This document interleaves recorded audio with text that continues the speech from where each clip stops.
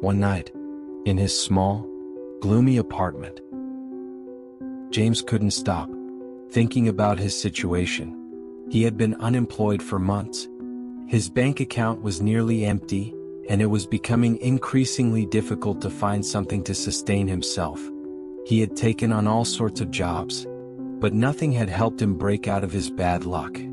While scanning the newspaper for job listings, an ad caught his attention. Volunteers needed for an experimental clinical trial.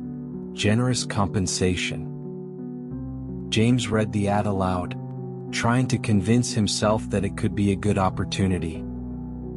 Clinical trial, generous compensation. What's the worst that could happen?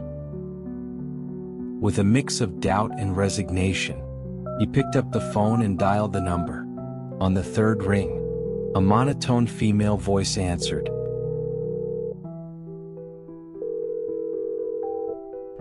Psychiatric Trials Clinic. How can I help you? Hi, I'm calling about the ad, the clinical trial. I'm interested in participating.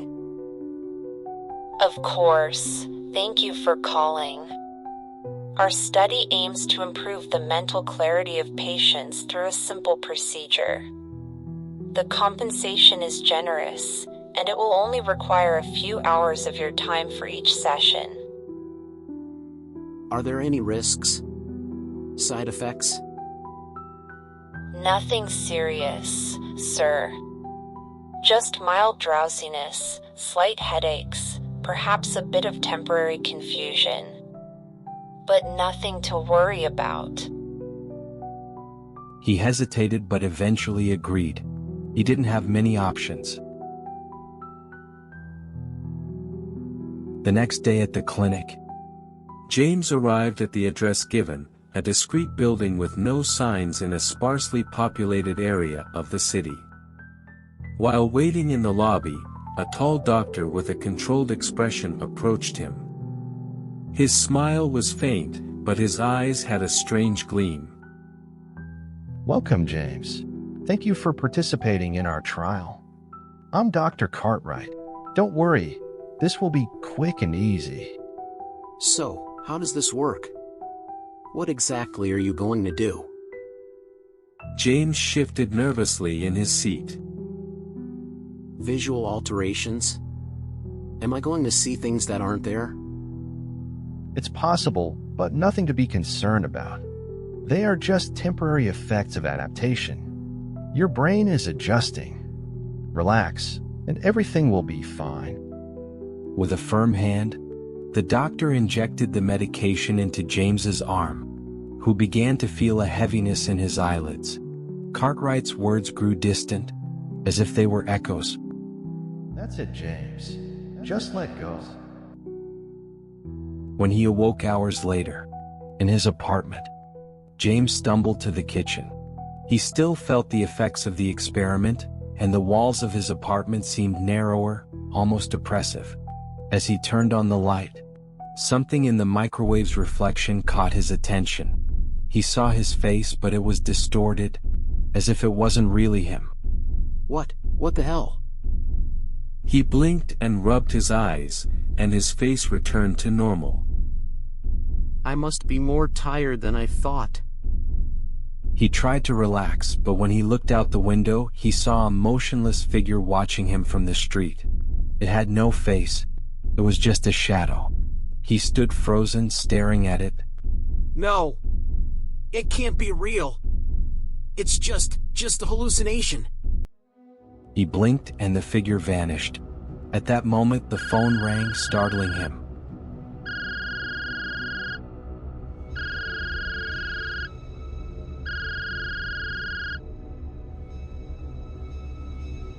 Immediately, he dialed the clinic's number. On the fourth ring, Dr. Cartwright finally answered.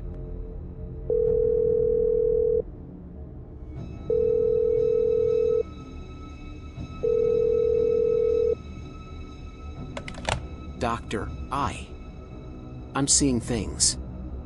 I saw my reflection, but it was strange. And then there was someone in the street, a dark figure. Is this normal? James, this is part of the process.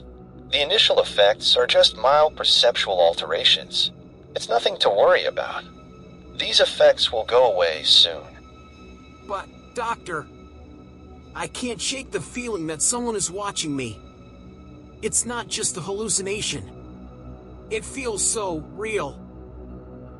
The doctor's voice was so soothing that despite his doubts, James tried to calm himself. However, the days went by and Cartwright stopped answering his calls. James's anxiety increased.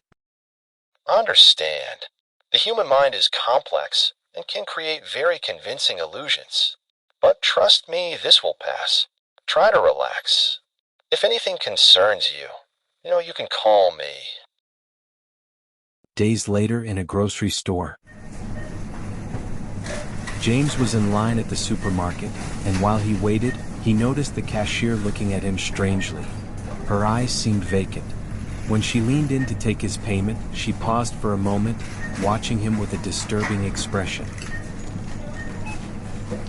Why are you here? Excuse me? The cashier quickly averted her gaze and shook her head, but at that moment, James felt someone behind him watching as well. An elderly woman in line stared at him, her eyes glassy. He knows who you are. He is everywhere. James rushed out of the store, feeling a chill run down his spine. He tried calling the clinic again, but no one answered. He dialed and dialed, only hearing the endless ringing. James began to notice that his visions were not just a private matter. One night, while walking back to his apartment, a neighbor he barely knew intercepted him in the hallway with an alarmed expression. You! What are you doing to us? What are you talking about? I'm not doing anything. Since I saw you, since that day, I'm seeing things, horrible things. I see you. I see you everywhere. The man ran off, leaving James in a state of absolute shock. How was it possible that his own visions were affecting others?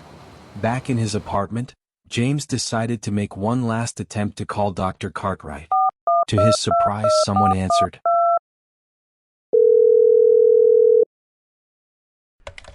Dr. Cartwright! I don't know what's happening, but I need answers. This is affecting others. We're sorry, but Dr. Cartwright is unavailable at the moment.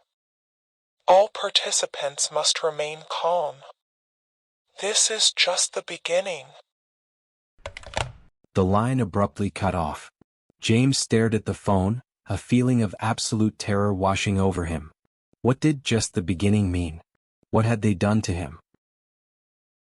In a closed-door meeting room, several high-ranking officials sit around a dark wooden table. The atmosphere is tense, and murmurs stop as the project coordinator enters.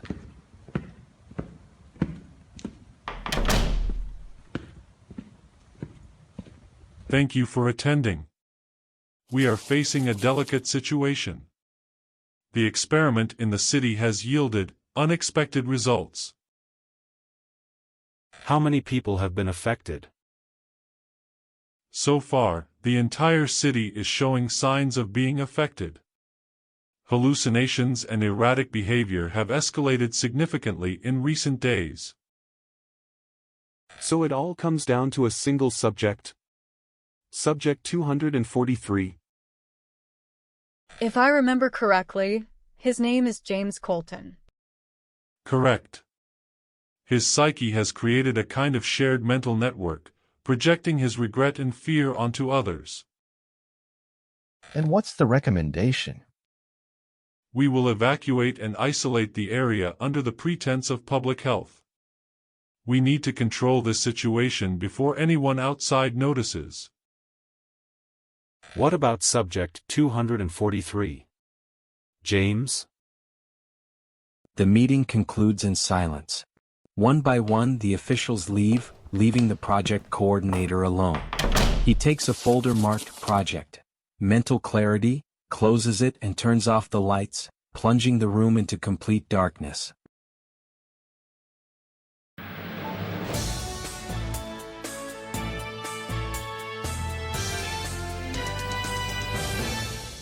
Good evening, I'm Madison Blake, and welcome to 25 News. I'm here to keep you informed. Tonight, in our evening edition, I want to inform you that authorities have closed Highway 40, US 40, between Vandalia and Effingham, Illinois, due to a driver operating a vehicle under the influence, causing a chemical spill. Emergency teams are working tirelessly to secure the area and ensure the safety of residents. Stay with us for more details on this news and other important stories tonight. Don't go away.